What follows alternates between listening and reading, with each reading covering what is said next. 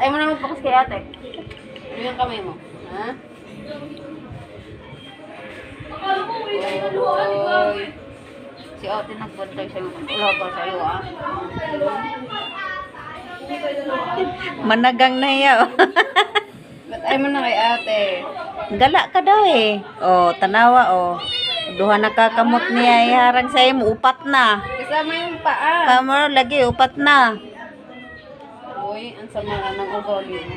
Ang sama na ng ugali mo. Tilog kamot na niya. Oh. Kaya si mami na lang. Na, ayaw ko na sa'yo ate. Kay laagan ka. Kay mami na lang ako. Mami na lang mo. Hmm. Inuuto ka lang yan yung mami na treats eh. Si mami na bigla na mo. Bigyan ka lang ni mami ng treats. Oh, si pasabak yan sa akin eh. Mangalay na nga lang yung pa ako. Aray!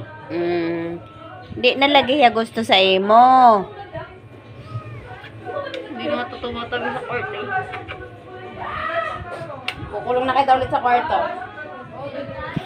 Hindi nga po panagang. Is na ate, para ka lang di ambo eh. Ayaw na magbakit. Aray ko. No, managang na oh. Tinutulak ka anak oh. Ang orte, sobrang sama ng ugali.